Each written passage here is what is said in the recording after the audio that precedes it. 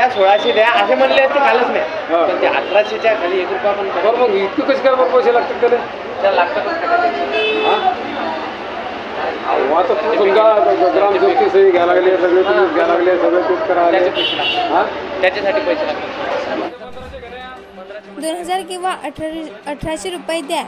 बांधकाम मजूर योजनेचा 100% फायदा घ्या. मेहकर तालुक्यातील भ्रष्टाचार हा दिवसेंदिवस वाढतच असून याकडे कोणत्याही अधिकाऱ्याचे तीळ मात्र सुद्धा लक्ष नाही. सर्व अधिकारी जवळपास या भ्रष्टाचार करणाऱ्याकडून आपापले हप्ते घेऊन मोकळे होतात की काय, अशाच घटना डोणगावमध्ये ग्रामपंचायतीनंतर आता ऑनलाईन काम करणारी मंडळी अशा ते शासनाच्या विविध योजना चालू असताना या योजनेचा खराखुरा फायदा गरजू लोकांना व मजुरांना न होता धनदांडगे लोकांनाच होताना दिसत आहे. त्याचे जिवंत उदाहरण म्हणजे हे ऑनलाईनवाले मुले आपल्याला स्पष्ट बोलताना दिसत आहेत की 1800 रुपये द्या आणि बांधकाम मजूर योजनेचा 100% फायदा घ्या. काही कागदपत्र नसले व प्रत्यक्ष ग्रामसेवकांच्या सही नसल्या तरी सुद्धा तुम्हाला लाभ मिळवून देण्याची गॅरंटी आम्ही घेतो, फक्त 1800 रुपये द्या.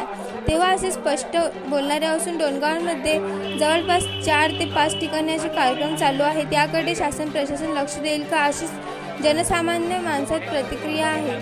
याविषयी IB7 न्यूजच्या पत्रकारांनी गरीबग्रेड जिल्हाध्यक्षाची संवाद साधला. तसेच राष्ट्रवादीचे माजी तालुकाध्यक्ष रघु पाटील आखाडे यांच्याशी संवाद साधला. त्यांनी आपल्या प्रक्रियेत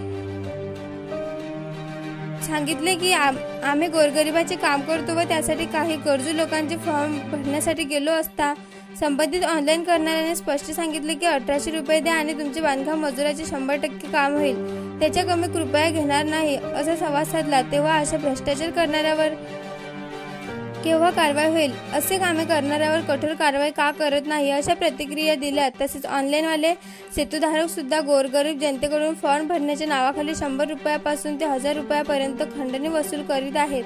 याकडे मात्र संबंधित कार्यालय हे मूग गिळून का गप्प बसले आहेत. प्रल्हाद खोडके, जिल्हा प्रतिनिधी, दक्षिण बुलढाणा, IB7 न्यूज. त्याची पण जबाबदारी समजा आज आजचे काल जे तेच म्हणलं मग गजून राहते फोन आला देऊन पाटील जा म्हणे तुम्ही सांगतो मध्ये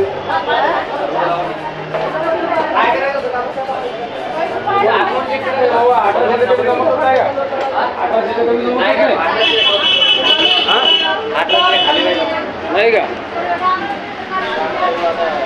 आम्हाला वाटलं तू घडता भावकीच लागतात यायचे 1800 त्याचं कार्ड घेऊन सगळं ओके ठीक.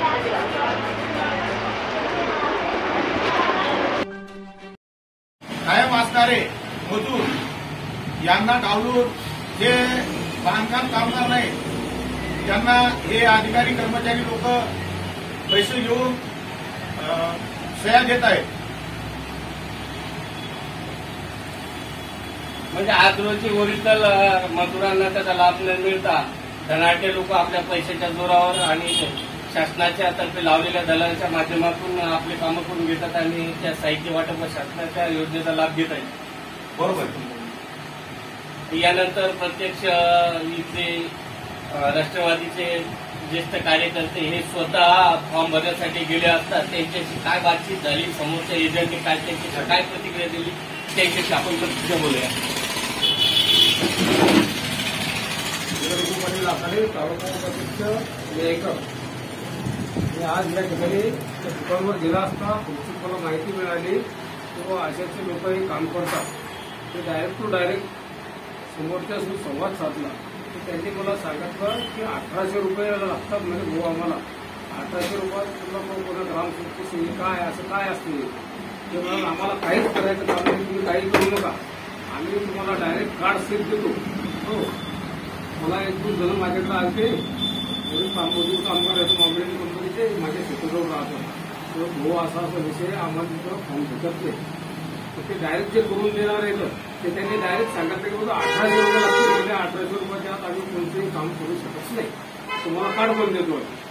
म्हणजे समोरच्या व्यक्तीला जर 1800 रुपये दिले तर ग्रामसेवक शासकीय अधिकाऱ्याच्या सहीची गरज नाही, कोण्या कंत्राटदार ठेकेदाराकडे काम करत आहे नसल्याचाही त्यांना त्यांच्या सही सिग्नेचरची आवश्यकता नाही. अशाच स्वरूपाचा लाभ हा 100% मिळणार अशी प्रतिक्रिया त्यांनी. हो अशीच सांगितलं त्यांनी सांगितलं पण तुम्हाला कोणत्याच गोष्टीची अडचण नाही, आम्ही तुम्हाला डायरेक्ट कार्ड देऊ. हो तुमचं सगळं काम ओके होऊन जाईल म्हणून. 1800 रुपये लागतील म्हणून. म्हणजेच 1800 रुपये घेऊन सरकारी जी योजना आहे त्याचा पुरेपूर फायदा हा जो पैसा देईल त्यांनाच होणार असं त्यांच्या याच्यातून आपल्याला निदर्शनात माझ्या आलं ते, म्हणून मी त्याला काल बोललो. पण आज मी परत गेलो आलते माझ्याकडं. तर भाऊ तुम्ही म्हणजे कार्यकर्ता असल्यामुळं पदाधिकारी असल्यामुळं जाणं पडते. गेलो पण मी त्यांना विचारलं पण तुम्हाला नाही म्हणजे याच्याशिवाय कोणती पैसे कमी होणार नाही काही. तुम्हाला करायचं करायचं. आपण गेलेल्या त्या एजंटचे नाव सांगू शकता? तिथे सरचा मुलगा आहे तो. बस स्टँडला लागून हॉटेल आहे तिथला. तर हे होते राष्ट्रवादीचे प्रमुख कार्यकर्ते. यांच्याकडे गावाच्या समस्याच्या नेते असल्यामुळे गावातील समस्या ह्या त्यांच्याकडे लोक घेऊन जाऊ शकतात आणि त्यांच्या निदर्शनाचे आले ते त्यांनी आज आपल्यासमोर IB7ला प्रतिक्रिया देताना त्यांनी स्पष्ट केले. तर अशा प्रकारचा जो डोणगावमध्ये चालू असलेला भ्रष्टाचार आहे याच्याकडे संबंधित प्रशासनाचे अधिकारी व विभागातील कर्मचारी याच्यावर लक्ष देतील का आणि योग्य अशा गरीब आणि मजुरांना त्याचा लाभ मिळेल का आपण बघूया. यानंतर प्रशासन याच्याकडे काय कारवाई करते ते. धन्यवाद. आपण पाहता IB7 न्यूज लाईव्ह.